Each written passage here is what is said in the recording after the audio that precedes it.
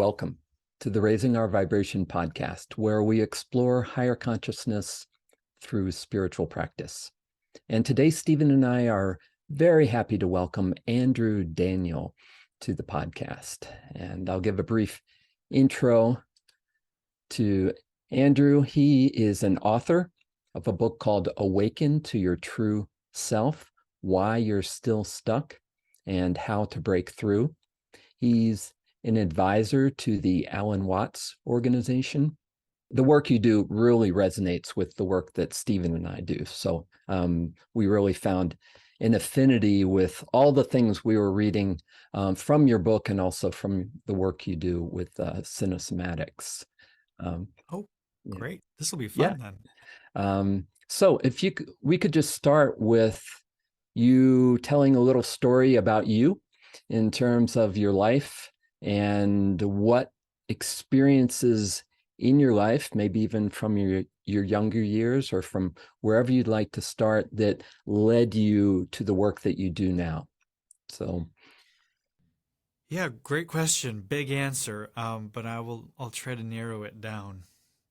So if I go back to, I think, one of the nexus sort of points that set me off on this journey, at least after I was born, it would be when I was about 5 or 6 years old.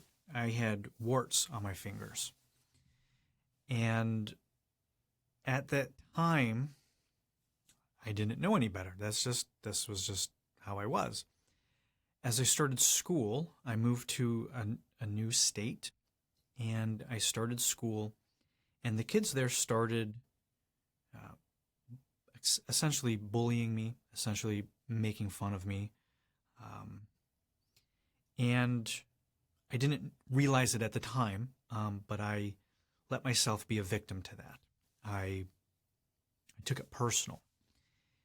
And at the time, I didn't know anything about what I'm saying right now. All I knew was that it sucked, that it hurt, that I was just this bundle of love that I felt like, and these people were afraid of me. Their parents would say, well, don't touch that kid. You don't want to get warts. And so it was a bit of this leper archetype, this unwanted, undesirable. And so that set me on a path for the next 12 years during school of being bullied and made fun of, and that compounded on itself, and I developed low self-esteem, as you could imagine. I wasn't very confident. I didn't have a lot of friends. I sat alone in lunch. I got picked on. I got tripped. My books were knocked out of my hand in the hall. Sat alone in lunch. Picked last of gym class. All the typical sort of nerd things that you see in the movies was actually my life. And that led me to my teenage years, where I was very depressed. I was very angry, very, very angry. I got to a place where I fantasized about suicide. I fantasized about shooting up the school and seeking revenge. Really, really dark stuff. And I got to a point in my life where I was in so much pain that I arrived at a crossroads of either I do whatever it takes to figure this out, to be happy, to not cry myself to sleep, to not feel pathetic, to not be a loser, to have girls like me, to have friends, or I end it. And that point, that decision, I was probably around 17 years old.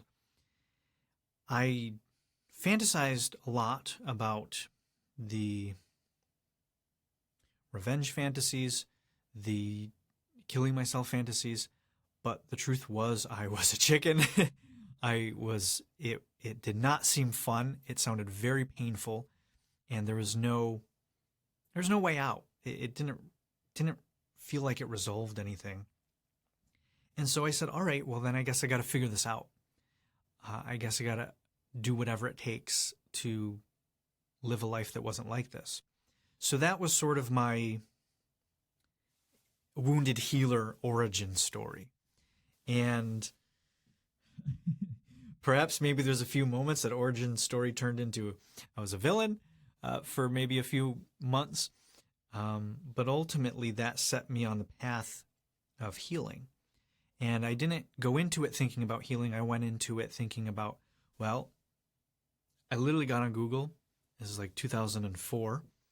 And I typed in how to be cool, how to get girls to like you, how to make friends. And it felt very pathetic, but I was desperate. And I came across all sorts of weird stuff, as you can imagine, back in the day. The booming e-learning was not as it was now back then. And so I was on a journey of learning, of discovering how do I get girls to like me? How do I become more confident? How do I do something besides just being myself that didn't work because people didn't like just myself? And so that set me on a journey of self-help, personal development, self-improvement.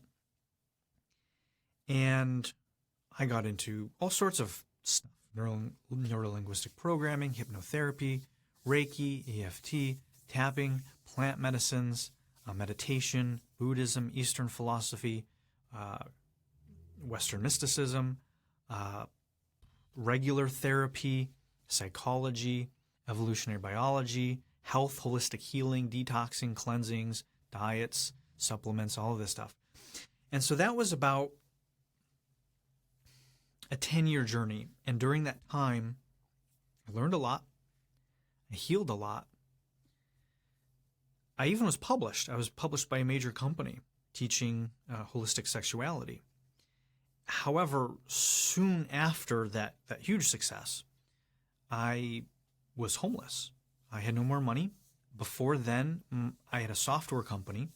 So because I was such a nerd when I was young, and I didn't have friends, I went to computers and video games, and I liked that stuff. And so I learned programming and web design, and I started a software company when I was 18.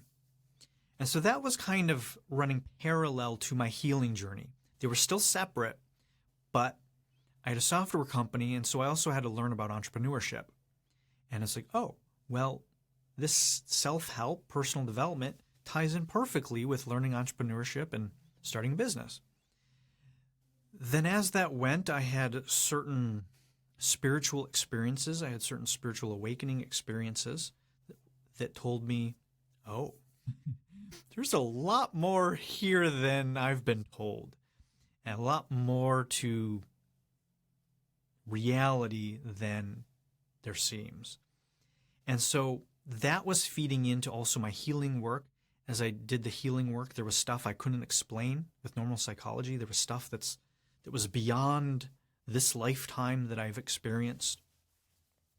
And so this was all sort of leading me into this direction of healing work as a facilitator.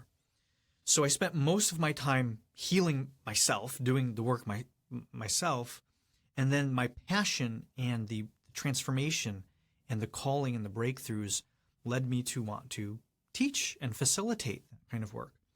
And so that brings us back to being published around the sexuality work and then being homeless. And so there was a big disconnect because I was learning all of these spiritual truths. I was learning all of this stuff of manifesting and being abundant and healing and non-duality and all of this stuff that really resonated. It's like, wait a minute, this is good stuff.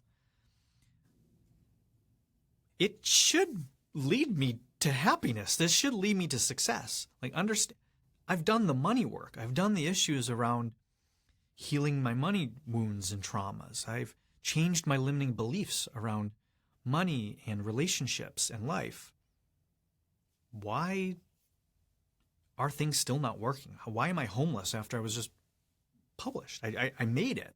Next to like Eckhart Tolle, Abraham Hicks, all these people that I studied, my name was up next to them. And here I was, unable to afford a roof over my head. And so talk about ego. I mean, it was just like, this doesn't make any sense. I was really confused. I was really depressed. And so that led me to eventually the work that I do now, the embodiment work.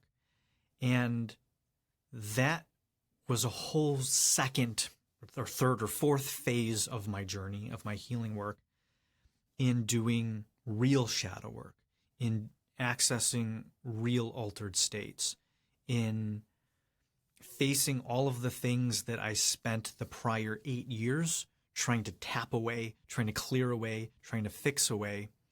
This was the time where I actually had to face all of that shadow material. And not only doing it mentally, but through the body. And so as I started doing that, and I started seeing myself on video and having to face the reality of, wait a minute, look at this guy. This guy actually does not look successful. This guy looks like he's passive aggressive. He looks like he's a little boy who's lost. He's doing all this narcissistic stuff, manipulation, all of these things that I was seeing in my body, in myself doing, but in my egoic image of myself didn't match up. And so it was like in the tarot, there's the tower card, this archetype of the tower. And so it was this entire construction of my identity and self-image that was faced against proof of a real reality rather than my fantasy. And that started to collapse. And so it was about 3 to 5 years of that phase of my journey, which is a whole other conversation in itself. But from there, that led me to finally breaking through, to finally getting to the place where I wrote this book that you guys mentioned in the beginning, that I wrote this book with all of those lessons that took me from someone who did the work for 8 years and still couldn't break through to finally being able to break through and getting unstuck. And so what I put in that book were all of those missing links that I didn't read in any other self-help books, that the mainstream teachers weren't teaching or talking about or even know about, and were all of the secret sauce, the missing link, the X factors that helped me break through. And so once that happened, and I actually had proof that this stuff worked, and it worked in my own life, I started teaching other people and facilitating the cinesomatic work and innovating on that. And here we are today. So that's my healing to facilitating journey in a nutshell. Can you say a little more about doing real shadow work? Because that seemed to be a key phrase there. One of the things I discovered is that being politically correct and censoring and coddling and being codependent and rescuing people didn't work. And so I really started to tell the truth. And sometimes the truth is unpleasant. Sometimes the truth is not what we want to hear. Sometimes the truth is very, very dark. This level of truth of revelation, the truth with a lowercase t. And the shadow work is really the willingness to look at all of the parts of ourselves that we have spent years or decades doing the spiritual healing work to get rid of and to fix. And so it's in a very big juxtaposition to let's make everything love, light, rainbows, and unicorns, and bypassing everything and say, wait a minute, sure, everything at its core is love and light, and there's still this shadow, there's still this darkness, there's the stuff I'm lying about, there's these things that I'm doing that are hurting myself and other people. We need to look at that rather than skip over it. And so a lot of people Yeah, everybody's at where they're at, and every different sort of approach and modality can meet people where they're at. However, I was at an advanced place in my journey, in my work, and the shadow work that's kind of, you just read on a blog post online, doesn't have any depth to it. There's no meat to it. There's no bite. It's very neutered. And so it's like shadow work for beginners, for people that have never looked at themselves. They say, well, what are 5 things you don't like about yourself? Great. It's a fantastic first step.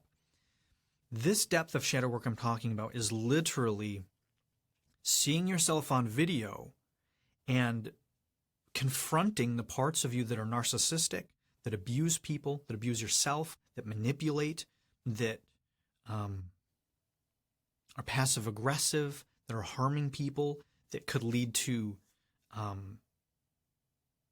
really dark stuff, like violating people, killing people, taking yourself out, becoming homeless, jealousy, stealing, just really, really dark stuff that is not fun to talk about. But if it's there, you really have to start looking at it. Otherwise, it's going to run your life. And even if it's not stuff you're doing, perhaps there's a part of yourself, or myself, that gets off, that finds pleasure in hurting somebody. And then I spend so much of my life saying, well, that's really bad. Like, I don't want to be that person. I don't want to be narcissistic. And so what I did is you start fighting against it. You're saying, well, I don't want to be that. I don't want to be that. And it's all this. It's all, right? Pushing it away, pushing it down, trying to overcome it, get rid of it. Well, the problem is that's running you. When you're pushing something this way, it means it's directing you that way. And so when we have stuff like anger or violence or jealousy or shame or guilt that runs us, that we're suppressing, we're going to make choices in our life based on that, either in that direction or in the opposite direction, which is a different experience than just choosing where we want to go. If I'm avoiding this and I don't want to be my shadow material, I want to fix this, I'm going in the opposite direction. But if I can accept this, I face it, I have it integrated, and I'm in relationship with it, now I can pick 360 degrees. Now I'm at choice where I'm going, rather than in reaction to the bad parts of myself that I want to get rid of. And so getting into that and seeing myself doing it is the most confronting thing I've ever done. And for probably all of my clients that come on and we do this stuff, it's not for everybody. Not everybody wants to do it, and I completely understand. It's not fun. It's not enjoyable. But the people that do, and myself, when I was ready to actually go there and start looking at these parts of myself, the exact opposite thing I expected to happen happened. When I stopped pushing away the unwanted because I was afraid that if I didn't, I would become it. If I didn't actively push away this narcissistic part, this angry part, this dark part, it would come in and take me over and I'd be a monster. Well, when I actually did it, what happened is that I actually got into a relationship with it, and all of those resources that were tied up in that I then had access to. Now, there was a healing, there was a having to face and take responsibility and accountability. There was real intense, unpleasant stuff that happened facing those dragons. But once I did, now I had those resources. And there was all of this love. There was all of this healing. There was all of this light that was trapped up in my avoidance of the darkness. And so that was just, a light bulb, quite literally, of, oh my gosh, this is not what we think it is. And so in the shadow work part of my book, that's one of the things I keep alluding to people, is that the shadow is not what you think it is. All these terrible things about myself that I was avoiding and judging weren't in reality what I thought they were the entire time. And so starting that work, doing that process was absolutely instrumental into my healing. and facilitation, because once I allowed myself to see that stuff and go there in my own life, then I could hold that space for my clients. I had to be willing to go there and to embody this and hold this space for myself if I was ever to do that for clients, and if I was ever to ask them to go there themselves. So that entire transformative healing process and shadow work I did for myself became resources then that I could then serve my clients better with. I'm curious when I hear these beautiful stories, Andrew, that, you know, you mentioned the 3 to 5 years that could be a whole separate conversation and that final breakthrough. So I'm wondering, you know, in relationship to that final breakthrough, can you thread it together with what you've just spoken about? You know, the revelation of relationship to our parts, that when they, rather than react to those parts, we actually reveal resources. Can you thread that part? Because I'm sure people are curious about. Well, it is. Was it that part? Yeah. Well, you're doing it for me. I mean, that's what it was. Those 3 to 5 years was me doing all of that stuff, and it was with the embodiment piece too. So this is where the Cinesomatics comes in, where it's not just theoretical. I'm sitting here with a notebook, or I'm thinking to myself, or I'm meditating or contemplating. I'm literally seeing the stuff in my body, and I'm literally going to those emotional and archetypical places through movement in my body, and then watching them on video and seeing this shadow material play out. So that's one of the reasons why it was so confronting and so healing, was because I was literally watching myself do these things. And sometimes they weren't even just shadows. Sometimes it was beauty. Sometimes I saw myself and there was innocence and beauty. And I didn't want to see that, right? Oh, there's intimacy. You know, I didn't want intimacy with myself. And so having the video, doing the movement, doing it from the body was a lie detector. Because it's really easy to sit here and say, oh yeah, I'm in a relationship with my anger. Okay. Yeah, all right, well, show me that in the body and let's see where you're at. And that was the thing that took me from, in my head I'm abundant, to actually in my bank account, in my life, and in my body I'm abundant. It was taking the concepts and embodying them, not like practicing them, but literally these things are found in the body, like your hands. There's stories, there's myths, there's archetypes that inhabit our body, and some of them serve the direction that we want to go, and some of them have served to where we are now. And being able to see those without the judgment, without making them right or wrong, without judging myself for them, and just listening, letting them in a non-dualistic way,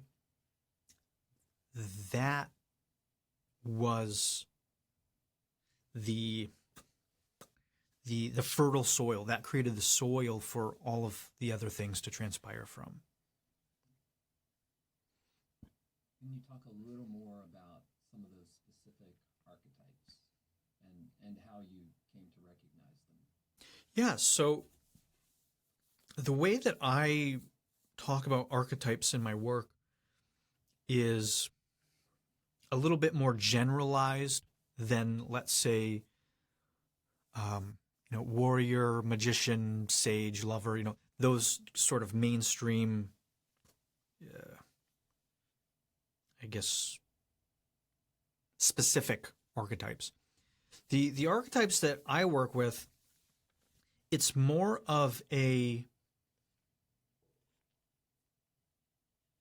All right, so for example, giving and receiving. Now, there's probably 1,000 different ways to give and receive, right? We can have our own kind of giving and receiving. Maybe you're giving and receiving money. Maybe it's a hug. Maybe it's love. Maybe it's a compliment. Maybe it's intimacy. Maybe it's an item. And we can do it in all sorts of ways. Well, underneath the 1,000 different ways that we could give and receive in the world, there's an archetype, and that's giving and receiving. So you have the manifestations of the archetype, which is what we would just do in our normal daily lives. And then you have that fundamental energy, that fundamental principle underneath it. And I think the most, if not the most, second to the most representation of that would be yin and yang, right? Just polarity in itself is one of the, if not the first, basic archetypes in the entire universe. I mean, you have positive and negative charges, protons, electrons, North Pole, South Pole. All of this stuff is in the physical laws of the universe. And these are archetypical. When you see white and black, yin and yang, there's millions of manifestations in practical life and in conceptual life where this shows up. So, having that understanding, there are these minor archetypes, from that, giving and receiving, right? Even that is an extension from yin and yang. So at the fundamental level of the archetypes we work with is yin and yang, is masculine and feminine. And that actually shows up in the body. So you have not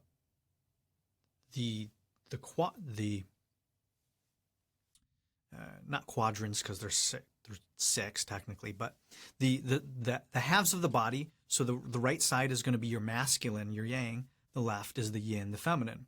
And there's top and bottom and front and back.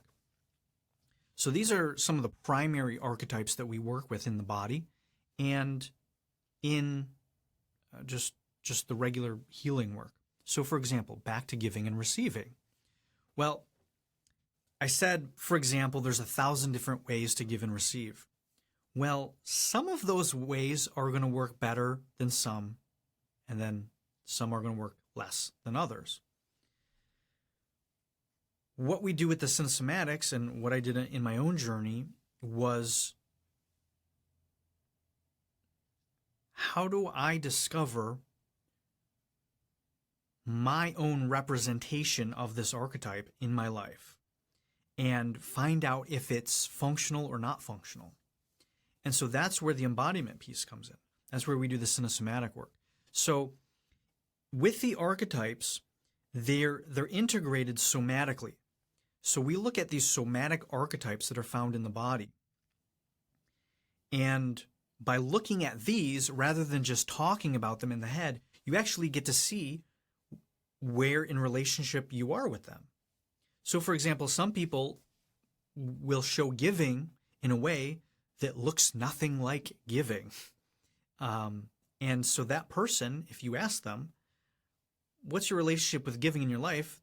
Almost always they say, well, I struggle with that. I'm not a good giver. Or receiving. Oh, I have trouble receiving. Well, I say, show me receiving. And the way that they show it in the body would tell any rational person, yeah, it's probably going to be really hard to receive, if your hands are closed like this. And so these archetypes in the body I discovered while working with clients, when I said, all right, well, just show me what this thing that you're struggling with looks like. What does making money look like to you in your body? And then I just started seeing these patterns. It's like, oh my gosh, these archetypes are embodied by people differently. And some of them work, some of them don't. Some of them are completely backward. And they always, in some way, correlate to the results in that person's life. And so then I started noticing, all right, well, how do these people somatically represent these concepts and ideas? And then I just started working with people more and more and more on them. And these patterns started to emerge. And I guess the rest is history. Yeah, fascinating. Andrew, I'm curious if somebody was listening and they're intrigued by cinesomatics, that how, for example, if you were to give a basic tip or a technique or something that's somebody watching this could say, if they're struggling to work with, say, anger or frustration around something, is there some simple way that you could show us that would give people a feeling of what you know, exactly what you mean, so that if they want to find you, then they can come and say, well, I want more of this. I'm really excited about what I felt when I did that exercise or that. Yeah. Are you asking something that they can do in their own life or something I can show here? Something you can show, because I think since cinematics is so much about embodying that. Yeah. Okay. Yeah, great. So, yeah, so I'll just go with the example that we've been going with, giving and receiving.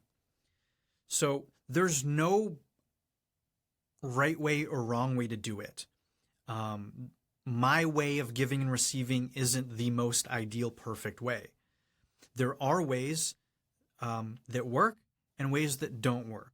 And there's lots of ways that can work, and you just pick them. Like it's not like I have a checklist of you need to give and receive in this way because this is the perfect ideal.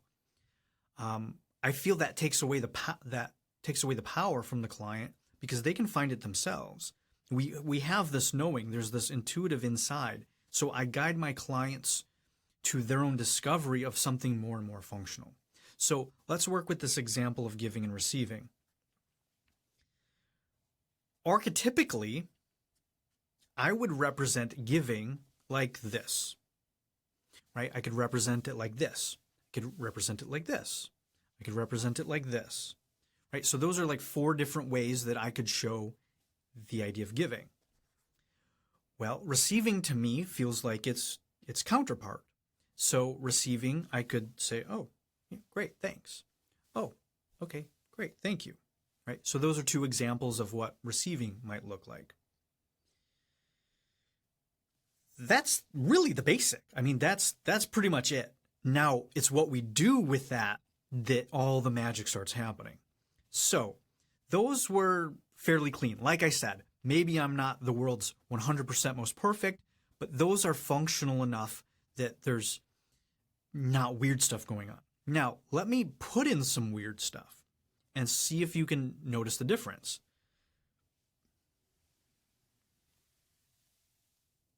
Right? Okay, so that's, someone could give like that. Well, what's going on there? Right? I'm losing eye contact, right? So there's no intimacy. Maybe I'm afraid. Maybe I'm cautious. Maybe I don't value what I'm giving. Maybe there's shame, right? So that's when that stuff, all that data starts coming out. And the more dissonant it is from a kind of pure archetype, the more stuff there is to see. If someone's just clean and clear, here you go, great. They're probably in relationship with it, and there's not a lot of stuff going on. Or, for example, if I said, all right, well, show me, and this one happens.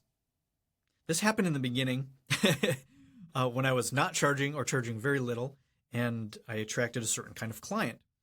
And I would say, show me making money. And they would just stand there. So, all right, show me making money. And I've had a couple people that just stood there for 2 minutes. Now, when you're standing in front of a camera, in front of a person you just met for 2 minutes without doing anything, it seems like a long time. So what I started to realize is, oh, okay, well, that in itself is showing me the relationship that person has with that archetype. Well, after 2 minutes, they don't have a somatic representation to show making money. There's something not working in their life around money. And always, without fail, that person struggled making money. And so that's another example of, okay, well, the relationship to this embodied concept. If I said, tell me about making money, they said, okay, well, I go into work and I do this, this, and this. Okay. And then you'd move on. Like a lot of traditional therapy just relies on those answers. Well, if they just said that, and then I said, show me that, and it took them 2 minutes and they didn't do anything, we have a huge disconnect. And that's that disconnect that is so transformative and helpful for my clients that come in, because they spend years or decades wondering, I'm doing this right. How come I'm so nice and generous to people and I get treated like crap? And I say, well, show me being nice and generous. And they're like, and I'm like, well, that probably doesn't look too friendly, and then they see it and they're like, oh my God, that's how I look? Yeah, that doesn't feel generous at all. And then there's transformations, and then the childhood trauma comes up, and then the stories. They're like, oh my God, that's what my mom did. Oh, gee. And so that's where then all of that leads to. So that's a little actual demonstration of what it looks like in the body and how we would actually use that to start helping somebody in their practical issues in their life. Yeah. I think that it puts a whole new meaning to show me the money. and coincidentally, a client I was working with last night who was working with money issues, what it translates into, obviously, that if you're somatically referring to your money relationship always with some kind of contraction, then when you're actually relating to people out in the business world, subconsciously you're passing on those messages. And she kept saying to me, I can't seem to get people to connect with me. So it's just beautiful what you've said and what you've demonstrated, because that's exactly the issue, that people don't realize they actually carry it somatically in all their relationships, and they have a disconnect that they're not aware of. So beautifully pointed out, and very, very, very wise indeed. I love that, really. I think I've got a number of friends who are actors who are going to say, oh, I'm going to have to come to Andrew and study and put my acting into somatically helping people make money, because it's like, all those issues, you've mentioned them. Yeah. Sexuality and money in abundance, relationships with others, all those fundamental, and the way that we store issues in our body in terms of health and well-being, those are all fundamental. So I love what you're doing in your work with that.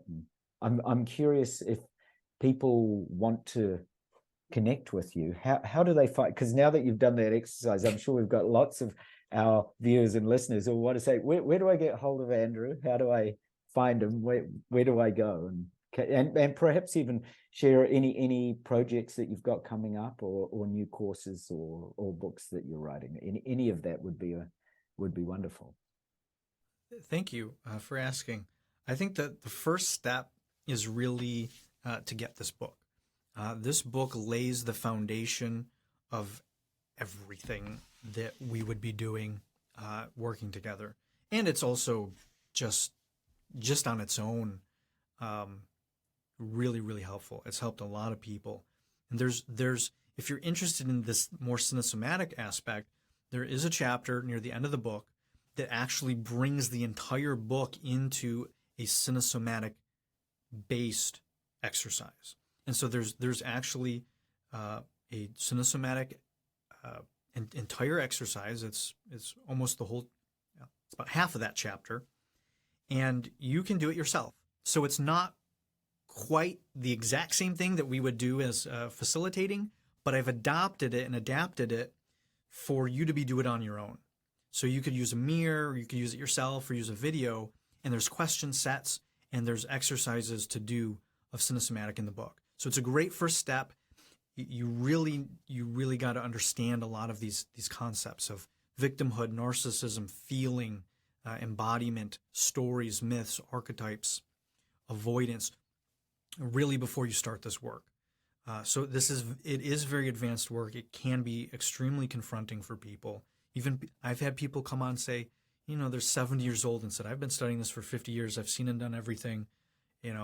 I'm as advanced and know everything as it is, whatever. Not like with an ego or anything, but think they can handle anything, and then they have the first call with me and they're just like, oh my, it's intense, because we actually show this stuff, and I don't hold back.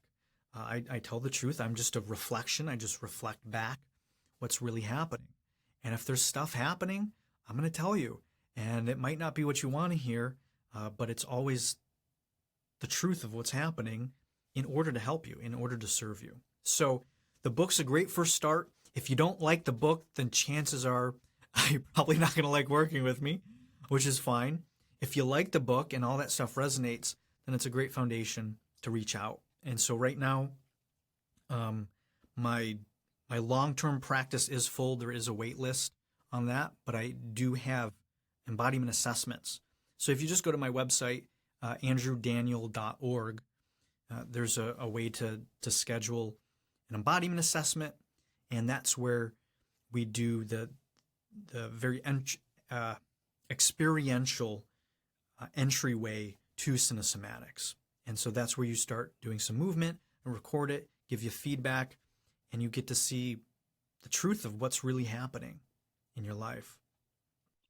I can see already, just with this access we have to Zoom and webcams and everything, just people starting to record themselves and say, show me making money, and record themselves doing, or show me receiving love, or whatever. I can see the power in that. And that show me is so important, because as Stephen and I are always finding in teaching subtle energy meditation, most people are operating in their heads for the